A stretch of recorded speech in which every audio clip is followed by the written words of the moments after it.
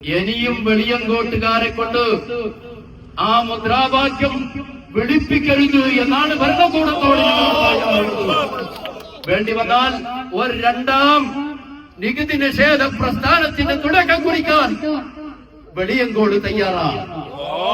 രാജ്യദ്രോഹവും മനുഷ്യത്വരഹിതവും ഭരണഘടനാ വിരുദ്ധവുമായ ഈ നിലക്കുള്ള നിയമങ്ങൾ ചുട്ടെടുത്തുകൊണ്ട് പാർലമെന്റിൽ അത് നിയമമാക്കിക്കൊണ്ട് മനുഷ്യനെ കഷ്ടപ്പെടുത്താനും ഒരു സമൂഹത്തെ ഉന്മൂലനം ചെയ്യാനും ഗുജറാത്ത് പോലത്തെ സ്ഥലങ്ങളിൽ വെച്ച് വംശഹത്യ നടത്തി കൂട്ടക്കൊലകൾ നടത്തിയത് പോരാതെ രാജ്യത്തിലെ മുഴുവൻ ജനങ്ങളെയും ചുട്ടുകൊല്ലാനുള്ള ഒരു ഏർപ്പാടും ഒരു സാമ്പത്തിക ഉപരോധവുമാണ് ഈ വഖഫ് ബില്ലിലൂടെ ഭരണകൂടം ഇവിടെ നടപ്പാക്കാൻ ഉദ്ദേശിക്കുന്നത് എന്ന് ബുദ്ധിയുള്ളവർക്കൊക്കെ അറിയാം. ഞങ്ങളുടെ മൗലികാവകാശത്തിനെതിരെ കൈവെക്കുകയാണ്.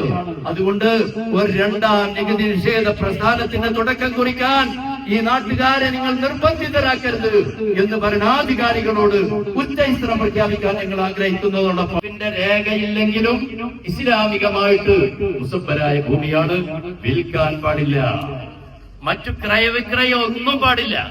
ഇതാണ് ഇസ്ലാമിന്റെ നിയമം. ഈ നിയമത്തിന്റെ അടിക്ക് കത്തിവെക്കുന്ന ഏർപ്പാടാണ് മോഡി ഇപ്പോൾ ചെയ്തിട്ടുള്ളത്. അഥവാ രേഖ ഉണ്ടാക്കിയിട്ട് നമ്മളെ കൊല്ലുക. ഇതുവരെ കൊന്നത് പോരാണ്ട് ഇനി രേഖ ഉണ്ടാക്കി കൊല്ലുക. ഈ പരിപാടി മുസ്ലിങ്ങൾക്ക് മനസ്സിലാക്കുന്നുണ്ട്, തിരിച്ചറിയുന്നുണ്ട്. ഉമർ ഖാദിയുടെ മക്കളെ അനുവദിക്കില്ല. ഇതാണ് നമുക്ക് രാജ്യത്തോട് പറയാനുള്ളത്. ഞങ്ങൾക്ക് ജീവൻ വലുത് തന്നെയാണ്, പക്ഷേ ഞങ്ങളുടെ ആദർശത്തെക്കാൾ വലുതല്ല ജീവൻ.